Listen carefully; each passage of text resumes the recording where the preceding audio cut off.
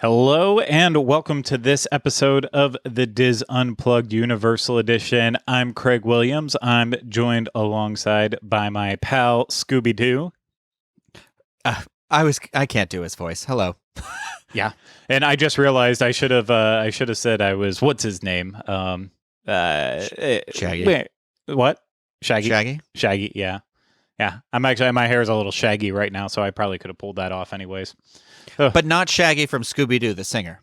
Hey, we have a really fun little video for you here. We are going to talk about Halloween Horror Nights. And of course, 2020 just wasn't really the same because we didn't have actual Halloween Horror Nights. Of course, we did have the special little event that Universal put together where we had some daytime houses open up, including Revenge of the Tooth Fairy and Universal Monsters, The Bride of Frankenstein Lives, along with other little entertaining aspects like the scarecrow scavenger hunt, specialty food and beverage, and more. But we are also eager to look forward now to 2021, and we actually already know our first house that will be coming to Halloween Horror Nights in 2021. It was just released very recently. It was leaked first, but then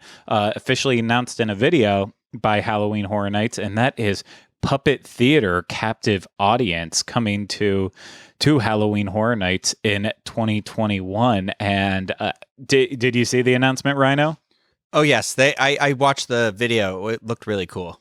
Yeah, it did look really cool. It featured Mike Aiello, of course, one of the biggest faces and names behind Halloween Horror Nights for many, many years. And then Greg Nicotero was there too for some reason. And then if you've been listening to some of the Universal episodes that I've put out recently, you might have heard the one that I did an interview with Charles Gray from the HHN team. He was also in that video too, and they went through the house that we're going to get to see next year that is basically a puppet theater come to life, bringing all different types of puppetry into the real world, and it looks super creepy. So I'm not gonna spoil it, but I am very excited about it. It looked like it would have been amazing if we would have got a chance to do it this year. I love that. I wish they've done a video like this before that they used to play inside of the queue of whatever the house would be where you waited for Shrek. And I wish that they had put that video out as well. I mean, maybe it's on YouTube somewhere, but I love when they do these types of things where they get that kind of a little bit more in-depth look at how they plan the houses and what goes into it, because it really lets you see with the lights on, like what, I should say with a brighter light, what like goes into, like, for me specifically, I thought the masks, when they were talking about how they made the masks and everything, looked really cool for the puppet. It was a very cool behind the scenes look, and we will of course have a link in the description so that way you can watch that and get a glimpse of it. But we're not here to talk about 2021. We're not here to talk today about Revenge of the Tooth Fairy and Universal Monsters Bride of Frankenstein Lives. We love those houses, and I think we've talked about them quite a bit now over the past couple weeks, months. It feels like it's been around for months now. I think it's been around for months, but we've talked about it, so we don't need to rehash that. But one of the things I did want to talk about, since we didn't have an event in 2020, is let's look back at the last 5 years before what would have been this year's event. So let's look at 2015 to 2019, and Ryno and I are each going to say what our top 5 houses were for those 5 years, and really take a walk down memory lane, you could say. So I think it's going to be a lot of fun. I hope that we all have fun. But Ryno, the question is, do you want to go first, or do you want me to go first? And did you actually order yours particularly, or is it just in random order? Well, my number one house is definitely, it's like in a general order. I would say it's not super strict. My number one house is definitely my favorite house of Halloween Horror Nights, for sure. Gotcha. But other than that, yeah, the other ones are more like just kind of a general order, I guess. No, you know what? I guess I did label them. Okay. I'm sorry. I keep second guessing myself. I'm looking at it and I'm like, no, this is kind of actually correct, I think. Okay. Do you want to go first or do you want me to go first? I'll go first. I'll go Oh, first. I'd say, like, a lot of times when I think of Halloween Horror Nights, this was really tough for me. I told you there were 27 houses on my list because I went through year by year, basically wrote down every house where I'm like, okay, I remember this house. I have very distinct body collectors recollections. I very much remember like walking up to this house and it like snowing and being cold and it looking really cool. But I was like, well, I don't know what it's like I can't remember inside of the house really, other than you were in a house. And like, so for me, the one that I very distinctly remember being like, okay, this is a cool house. I like how you go through this. I remember getting scared. I remember you getting scared in this house is Halloween Hell Comes to Haddonfield. Mm-hmm. And that was when that was the second time they had done the Halloween house because I remember having gone the first time because they had built the house and you walked in, and this time you started the scene going through the closet. And I remember that. I remember like the whole hospital scene, like with him dunking the person in acid. And I remember like one of the trick-or-treaters scared you at one point, and you don't get scared very easily in these houses. And I remember like going through this house multiple times, but also being very scared kind of every time I went through. So I feel like it had to be on my list somewhere.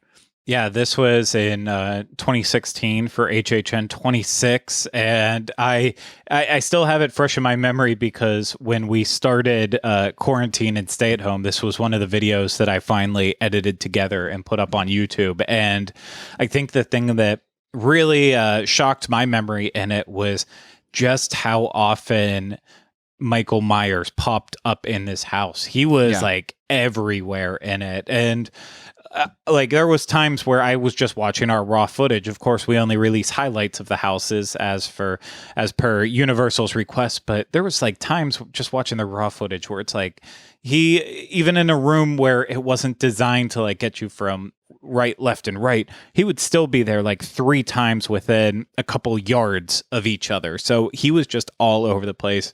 It was a really scary house, and it's one that I was very, very fond of. I've loved all 3 iterations of the Halloween houses that I've been able to see. Of course, the original in 2014 was my favorite, but oh, so good. Yeah, Hell Comes to Haddonfield. I still think about when she's in the car and like or the phone cord and stuff. There were so many good iconic scenes in that. But yeah, Hell Comes to Haddonfield. I remember I think it's the closet and like the yelling of like, I shot him, whatever.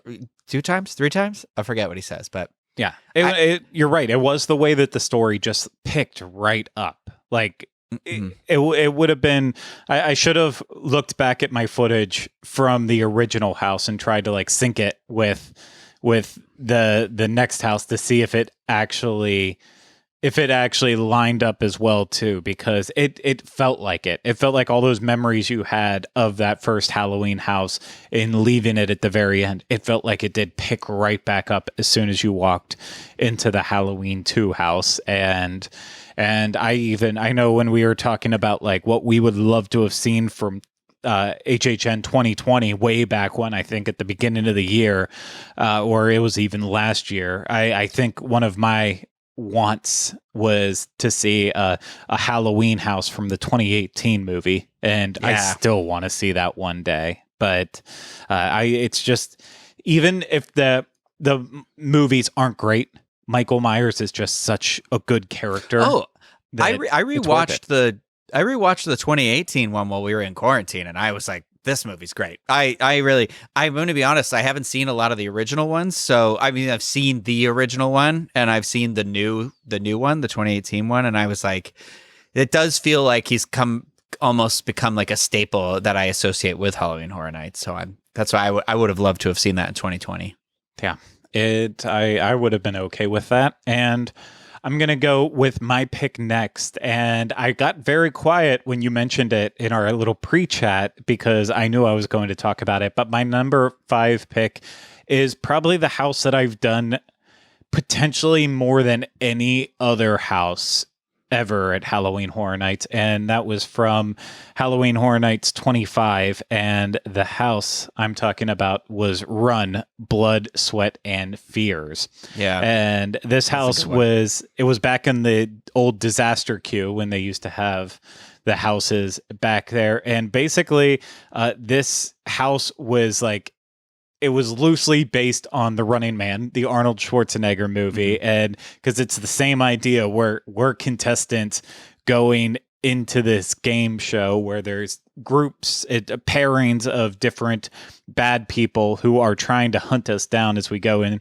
from room to room. There's chainsaw people. There was there was like the Japanese style looking girls in there. There was gladiators in there. There was the girls that were like almost looked like Harley Quinn knockoffs. Like I think it was Peppermint Candy or something was their names with it. And it was a very simple premise. It honestly should not have had a lot of repeatability in that, like, each room housed basically 2 scare actors and they were in the same places every single time.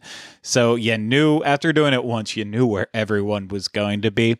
But it was everything that went into this house is what made me love it. I love The Running Man. It is such a dumb movie, but it's the concept of it is great. So just the concept of the house is fun. In the queue on the show building for Disaster, they would play the like basically the 80s style video showing like off the different contestants who were taking place in it, the different people you would see as scare actors in the house. So it was that total package. You had the story being told to you before you went in the house, and then you went through the house and you had the music blaring as you're going in. It just everything about it worked so well, and it was funny because you mentioned right before we got started here that it was one of your friends' very first houses that we went through, and I will never forget how terrified she was at the end of it.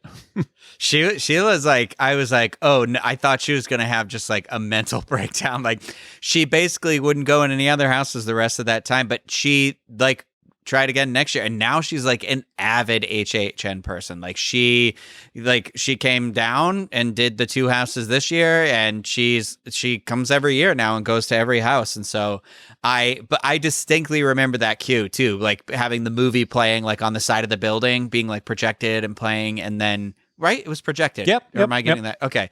And then, like, I remember the plastic tarps that hang down that are now part of our regular lives, because that's how they like, if you go to the doctors or like the dentist, they had those up everywhere. And I was like, good, this is just like that Halloween Horror Nights house. Yeah. So yeah. I do really like this one too. It was a fun one. But what's your number 4? My number 4 is also one that I often think back where I was like, I like it. And it's funny because I was talking to somebody recently and they were like, no, that house wasn't any good. And I was like, what? I really enjoyed Scary Tales from 2018. I thought it was like a fun twist on all these like different types of fairy tales. I think I keep thinking about how like the Wicked Witch was like flying when you would enter in through like basically her scene, but because the story was that she had like kidnapped and tortured the characters from your classic fairy tales, right? Wasn't that it or something? Yeah, something like, so you're going through, like, I remember the Rapunzel room had all like the hair, and then like I really enjoyed how that house kind of took just something so classic and basic and just twisted it so well. And you very clearly like knew every fairy tale that you were in. And it's one of the reasons why I think I really enjoy the Tooth Fairy house this year, The Revenge of the Tooth Fairy, because it's something where it's like this classic like bedtime story folklore, sort of a thing, and then it just gets like twisted. And I think that makes it like kind of extra scary because it makes you like, oh yeah, these are stories from when I was like a kid. It's like your, the good dreams becoming nightmares, sort of a scenario. I just think about it a lot, so that's why I have it written down, because I was like, I always very distinctly remember that house. Yeah, the Wicked Witch definitely was the most iconic part of that house, with right as you enter in the first facade with her floating all around the room, and then there was the one strobe moment right at the very end of the house too. But yeah, it was just a nice blending of all of these different properties that on their own they could have made a very interesting house if you would have said, okay, we want to take the story of Rapunzel, let's say, and give her own full house. Yeah, it could be a great house that way, but as an anthology and just bringing together these different stories, giving them their moment to shine and look the best in that way, I think that was a really effective way to branch out on Scary Tales and continue with that franchise. And that was a fun house. That was a really, really fun house. Yeah, it was that one was Scary Tales Deadly Ever After too, I guess, because that was like, was that related to another house maybe or something like that? And that's why I didn't necessarily know the original, but you didn't like really have to. But yeah, I really enjoyed that one. I think also I went into that one quite a bit because it was like not. It was one of the ones that I think was open earlier, so you could just kind of like scoot on over and go into it. Because that is, yes, it was. Because I have another one from that era on my list, so I'll stop talking. Yeah, I do too. They might be in closely similar spots, but well, we'll see. I just had a Google search really quick what the other fairy tale ones were in there, because I was like, I remember it was Humpty Dumpty. That was the really cool part of that house too. Yeah, it was The Little Mermaid was the underwater one I couldn't think of, but correct. And that was 28, right? 2018. Yep. Okay. Well, my number 4 house is, what did I list as number 4 here? I apologize. Oh, my number 4 house is actually what I believe. Unfortunately, no, I reorganized my list at the very last second. My number 4 house was from last year, 2019. And this one is, I feel I know we raved about it all last year when we were discussing it. And ultimately why I keep coming back to it is because it was one of the most Halloween-esque houses of any years of HHN, and so because of that, my number 4 choice was Graveyard Games from that's a good one, 2019, and again a very simple concept: teens in the graveyard. And unfortunately, the graveyard is not. It's not just your average graveyard where the dead are laying in peace. No, of course, there are ghosts that start terrorizing the teens, and we see their story play out as they're posting on social media all the way through. But it brought to life that idea of you go into a graveyard on Halloween and expect to see ghosts, and that's what this was. And there was lots of little boo holes where characters could pop out from down below, from the side. It packed in scares, and I don't know, something about it, just to me, it always felt like the Halloweens that I wanted. I don't know if it came like from watching Hocus Pocus growing up and knowing that, like, okay, graveyards at Halloween, that's the perfect combination. But something about it, every time I went through the house, it felt like the definition of Halloween, at least the Halloween in my mind. And it ultimately, it still might be a little too soon to say that I'll care about it like I do right now in another 5 years, but I love that house. It was a stellar house last year. Yeah, I definitely went through this house quite a bit, and I agree that I liked this enough that this honestly could have been on my list. I mean, I wrote it down when it's obviously like on my piece of paper, so it made a list. But I do like. I was worried, like, am I just thinking about it a lot because it was the house I went to so much last year? Because, but it was also a really long house too. So it was like you were getting a really long story. Like I loved how that story unfolded too, and I enjoy so much like that they would kind of change up how the scares were going throughout the season, because then you had that one character who would come out like everybody kind of jumps out, but then this one character started coming out like on his knees to swipe at you, and I remember that very specifically being really scary. And then also when you're in like the long mausoleum part and like the flickering like candles and stuff, and there was a lot of like, it's like what you said. It's a classic scary setting that is already uneasy, and I feel like they just did it so well. And it was really cool to kind of see where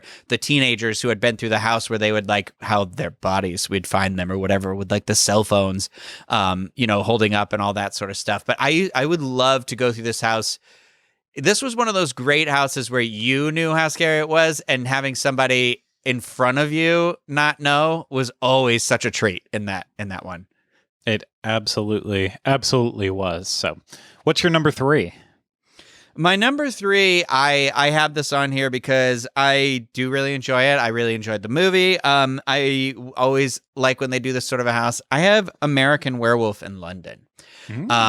Because I really enjoy the puppetry they did in this scene. I remember this was also like kind of the first year I really went extensively. Like I have been before working for the DIS, but this was the one where I was like, I went through this house more than once, and I still honestly think it was so cool to see the scene where he's transforming into the werewolf, like with your own eyes. Like that was right out of the movie. And I remember like the subway scene, and how they kind of did, they were doing a lot of different types of scares beyond the puppets. And I thought that was really cool and inventive. And I thought it did the movie justice, but this was also a return of that house, right? Because yes, it was at another year as well, wasn't it? It was 2013. And then obviously it came back in 25 for the big anniversary year. And I believe that was the very first time they ever completely replicated a house. Of course, they've done sequels and such, but that was the first year that it was a complete replica of the 2013 house. And that's the only thing that kept it off my list is that it, to me, we dream of these houses being able to come back and like, if only we could have this over and over and over again every year, like a lot of other theme parks and stuff that hold Halloween events do. They reuse the houses. I really wanted it with Werewolf after 2013, and then 2015. It was such a spectacular year that then Werewolf ended up, to me, that year being one of the lower ones because it just never quite captured that magic that it had in 2013. But I think that's because like 2013, it was this shocking standout house. Yeah. And, they have done a lot of marvelous adaptations of movies at HHN. And Krampus is a great example of that, and we're going to talk about we already talked about Halloween. I think we're going to talk at least about one more, maybe two. And to me, though, like with American Werewolf in London, that almost felt better than sitting down and watching the movie, because it really did feel like you were living that story. And it's an amazing movie, but that house, you were living in it. So it's very, very cool. It was also I think my first experience with that type of a house, like very in a memorable setting, like where it being very much like, okay, this is like you said, moving through the movie. I agree. My number 3 house, I'm gonna keep up with the movie trend, and I'm gonna just rip the Band-Aid off of this one. I think it might be your number 1 house, but I'm not positive on it. It could be, yeah. It's my number 3 house was also from 2018, not 28. 20. Well, yeah, actually, sorry, 28. It is, yeah. I didn't even realize they were always the number. Yeah, I thought in my head I was saying 208, and I'm like, no, 2018, not 2008. From HHN 28, my third favorite house of those 5 years was Poltergeist, and I don't give it up where it's on your list yet. And we'll get to it. I'll just talk about. I know it is on your list. Definitely is. Yeah. Oh yeah, so 100%. I'll let you talk about it when we get to your time with it, since we know it's coming up. But for mine, I genuinely do believe, with the exception of maybe Halloween, that first Halloween house, I think that Poltergeist is probably the best house based on a movie that they've ever done. I don't even really love Poltergeist as a movie. I didn't watch it as a kid. I didn't discover it until I was, I want to say, college and more of adult age. So something about it never really blew me away as a movie. So then the fact that the house basically took a rough idea of the movie, brought some of the iconic scenes, the tree attacking the actual house, and some of the other the amazing moments in the movie, just bringing it to life in that way. It just nailed it, but then it also did twist it like other houses did before, like Shining and Exorcist, where it was, okay, here's this house, but just on a different perspective than you've seen it before. And I feel like what they did with it was, just after years of practicing these movie houses, this was the culmination of everything they learned. And the fact that it was one of those houses that drastically changed based on what time of day you went in. Cause like we would go do it for Stay and Scream every single time.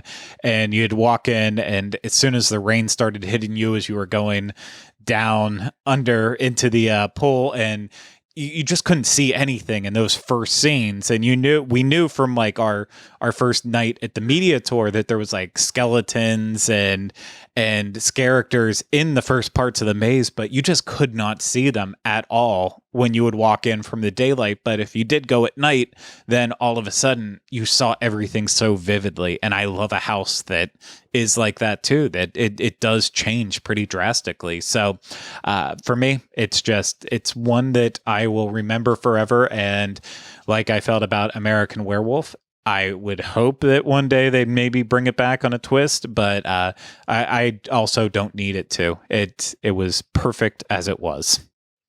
I have thought, like, if they would ever do the second one, like I've thought about that, but the second one is so much more, like, it's bizarre. So it's like, I don't know that it would tell a story.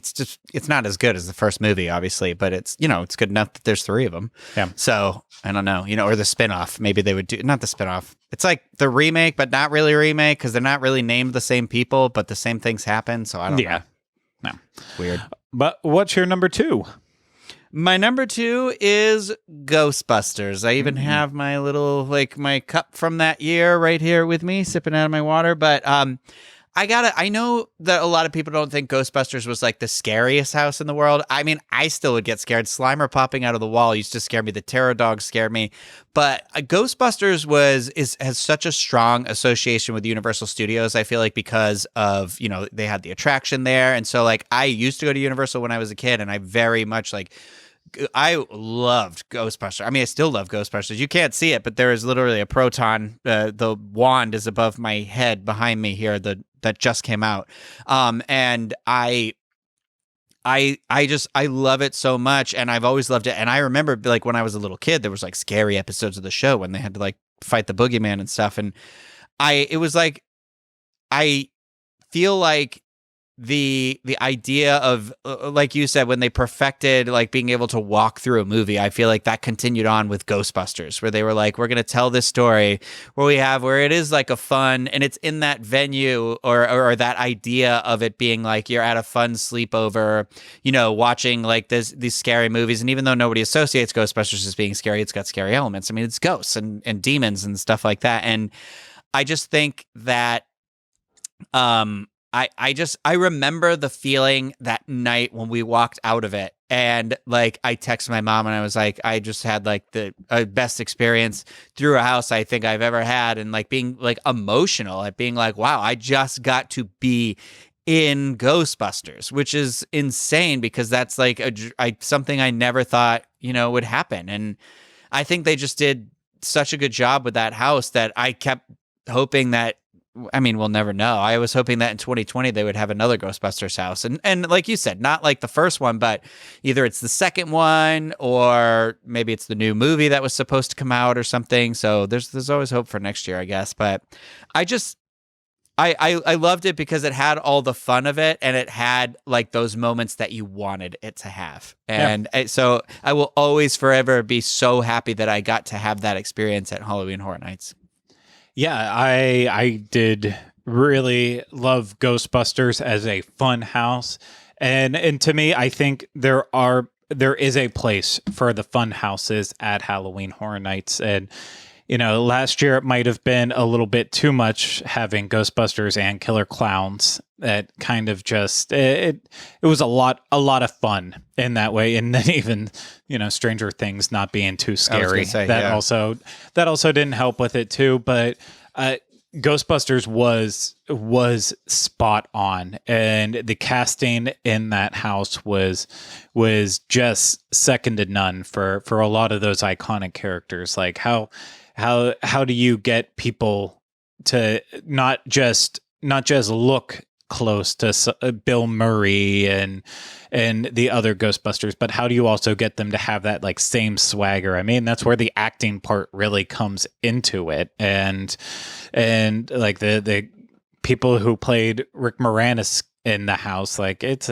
like every single time it's like, that could have been Rick Moranis. That could have been a young Rick Moranis right there. So I think there was a lot to love about that house. And I would be more than game for them to try to go down the Ghostbusters road again one day, because I think all the elements are there for perfect houses. But my number 2 is also from last year. That's right, 2 for 2019, and we have a lot of 2019 on our lists here, mostly thanks to me. But my number 2 house, of course, is Universal Monsters, and this just it is because it's Universal Monsters. And since I started attending Halloween Horror Nights in 2011, there had been one monster house, I think that was in 2012, and then there was some monsters in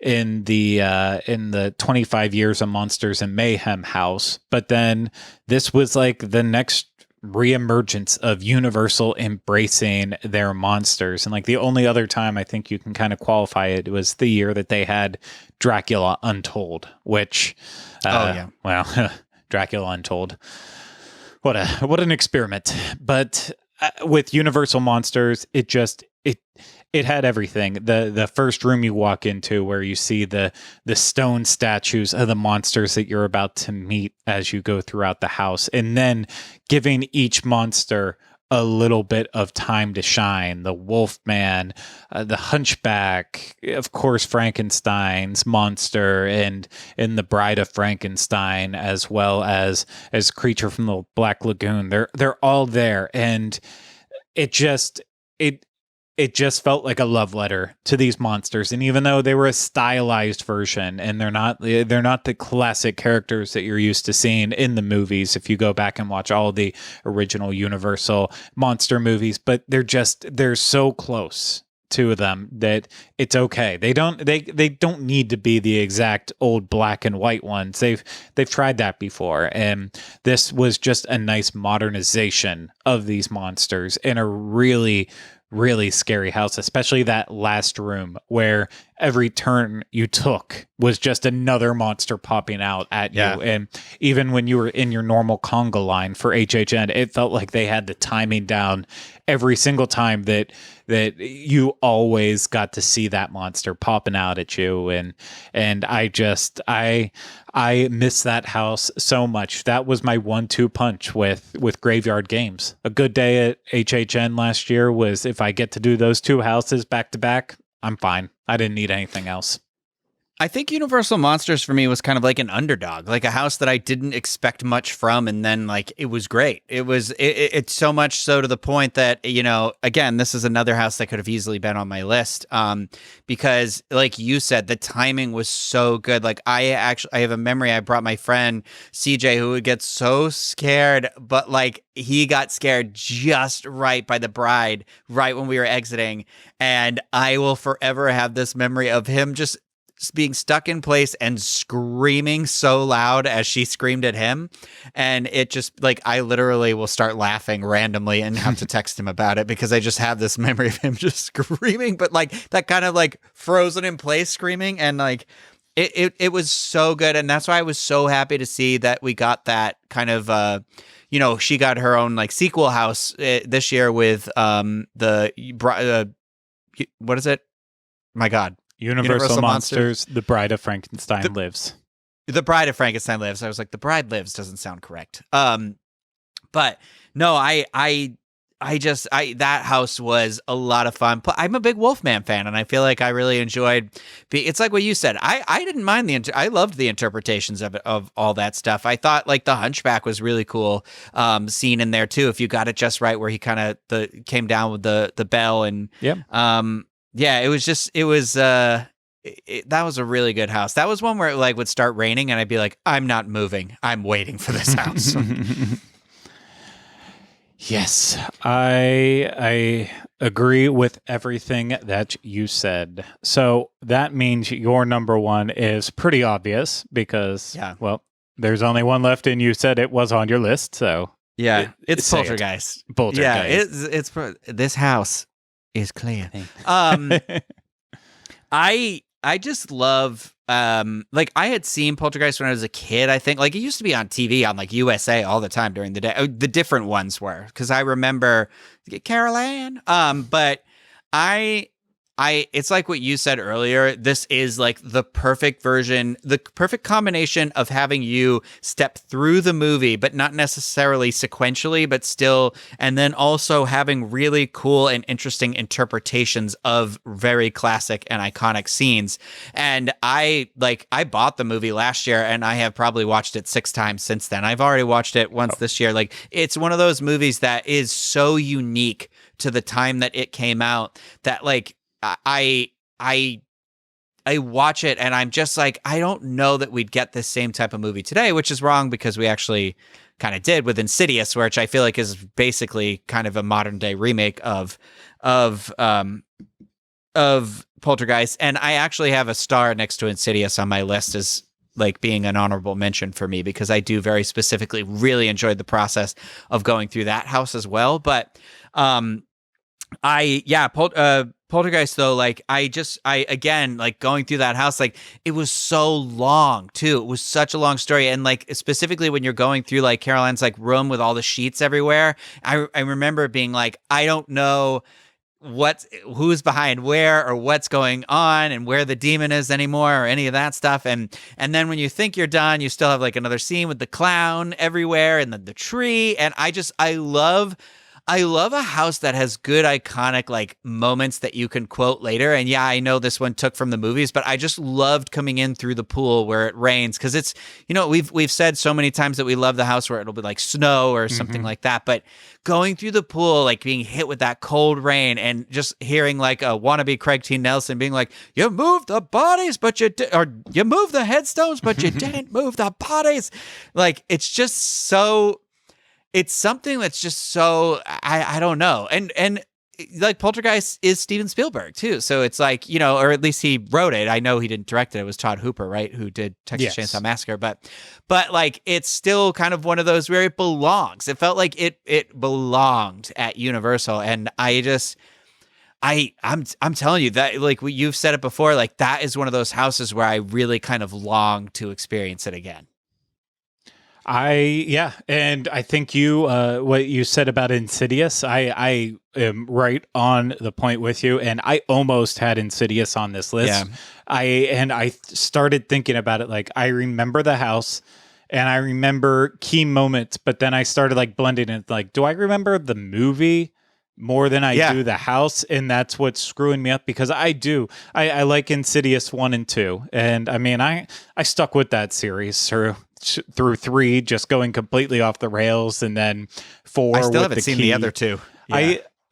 I mean, to me they're all entertaining. Yeah, number 1 is obviously the highlight of that entire series, but yeah, that was a good house, and it is a spiritual successor in a way to the Poltergeist, not the Poltergeist. There we go again, adding the to everything in front of it. It's the Poltergeist.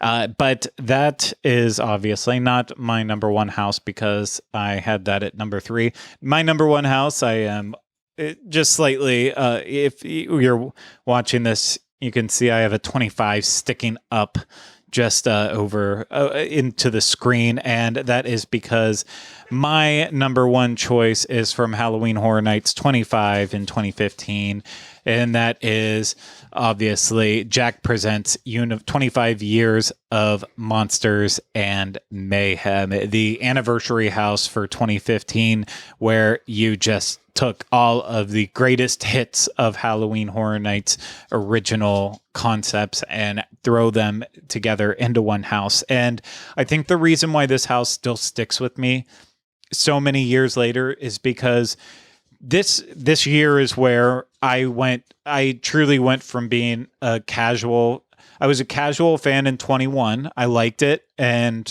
I would go after my shifts at work, but I wasn't like diehard obsessed. And then 22, I went only a handful of times. I wasn't in love with that year, but it's still good. 23 and 24 is when I started attending a lot more, but then 25 I feel like is when I became finally ingrained enough in this. I finally understood enough about Halloween Horror Nights, and then everything I didn't know, I felt like this house ended up filling in the gaps. It really taught me all about the icons. It taught me about Jack and the event in general, just because it was featuring all the icons, of course, but it taught me about Jack. It taught me about caretaker, storyteller, and so having them weaved throughout this house did a big part of it. But then beyond that, it represented all these past houses. Some of them I was lucky enough to see. Since I only started going in 2011, I had already been through The Forsaken, Dead End, and Gothic, and Nightingale's Blood Prey, not Nightingale's Blood Pit. Ugh. Blech. We both agreed that would be on our least favorite houses. Yeah. Of the past 5-year list, if we ever do that one day. But those houses, like I got the chance to see those in person. And then there was other houses that were represented that I might not have gotten to see the actual houses, but I had been able to experience sequels to the houses. Like Havoc Dogs of War was in the Monsters and Mayhem house, but I had got a chance to see Havoc Derailed a couple years before, and then like Psychoscarapy was part of the Monsters and Mayhem house, but that was also used as part of the Scare Zone that year. So it was just it really gave me the best education, and then also just had all these awesome characters being put in throughout the house. Like it's where HHN Bear came to shine during the section with Goldilocks and the Three Bears, and having just a giant bear pop out at you, and sometimes would kind of be dancing. Jack represented throughout the different years of his character and being seen throughout. They had the section with some of the Universal monsters as well too, having Frankenstein's monster and the Wolfman in there. It had so much packed into one house that I wish we could have seen some of the what the anniversary offerings were going to happen in 2020, because I feel like it's the only thing that could have came to replicating that feeling that I had walking through Monsters and Mayhem. And I'm glad that I had the chance to experience that, because I'd still love HHN to this day without it, but it helped me just understand the event as a whole more. I I get it a lot more because of this house. And man, it was long, it was iconic, and dang, it was a good house. I wish I could remember it better. I only went through it that one time, but like I did some of these other houses more than once, but that was the year I only went twice because it was like the beginning of this for me. And that, like, I remember parts of it, but I can't remember. I was just so scared. I remember, and like that was really hard for me. And I remember the tilted floor, if nothing else. That's so. And I remember Jack. I remember the part with Jack and like how he was present throughout the house and stuff. And like, it was. I do like. I like when anything celebrates the history of something like that. And that's one of those like beautiful things I think about Halloween Horror Nights is having these like houses that relate to other houses or pseudo sequels. And then like knowing that you've reached that level where you can see the Easter eggs and stuff like that. It's such a cool event to be like a part of, you know? I completely agree with you on that. And, it's the greatest part for us is that we can relive all of these houses. If you were watching this, you got to see the moments that we're talking about from these houses popping up on the screen for you. If you're listening to this, then you can always go to youtube.com/WDWinfo, where we have a large archive of Halloween Horror Nights house videos. And I still will add more through the years as I find them and I'm able to clean them up and edit them. I think like specifically for this video, I had all of them ready to go, except I don't think I ever posted a video on Werewolf in London. So I'll have to see, though. This me trying to think about it in my head, but everything we talked about besides American Werewolf in London is already on our YouTube channel, along with many other ones. And I wish we had one from Universal Monsters Bride of Frankenstein Lives this year. If only they would. They would have invited us back one more time to come through and film that house. I would have loved that. But that's kind of the only big gap. I think as of right now, we have every house from 2017, 2018, 2019, plus Revenge of the Tooth Fairy. And then we have all of 26 right now, except for The Walking Dead, which I don't really want to edit The Walking Dead. Oh, because you have it. You just didn't edit it. Okay. Yeah, I was like... And 25. I didn't like that house. Yeah, neither did I. And 25, I think we only have like 3 or 4 houses posted from that year, but I still have to go through. It's a lot harder now that like we started shooting with our Sony A7S2s in the houses with good lenses.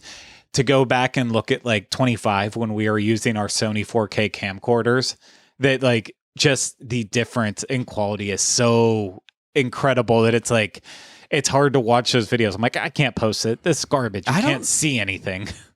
I don't know if I recorded in 2015 either. That's the thing. Like maybe I did and I can't remember, but like because there were 3 of us, so I don't think we all went to the media event. So that's why I'm like, I think I went like as a guest of somebody else. Like, so that's one of those like I don't even have the footage to look back on. I don't think. Yep. Yeah. So I will, I'll make sure that we get more and more out there as the years go on and try to get all of this footage uploaded to youtube.com/WDWinfo. But of course, we want to know what your favorite houses were. So you can always tell us in the comments on YouTube. You can always tweet at us. I am at Teleclaster. Ryno is at Ryno, RYNO 1185, and that's the best way to yell at us about what your favorite houses were. And heck, let us know if you think we should do our least favorite houses. I know that we've run out of time for Halloween this year, but it's a good idea for next year, in my opinion. So, well, Ryno, thank you so much for joining me to talk about Halloween Horror Nights. I'll always talk about Halloween. I know you will. You just, that's why you're Scooby-Doo, dude. Yeah. Scooby-Doo. We recorded this in December and I'm wearing, no, I'm just So thank you everyone so much for watching. I hope you enjoyed it, and we'll see you again real soon with another episode of the DIS Unplugged Universal Edition. Until then, remember, still haven't changed the name.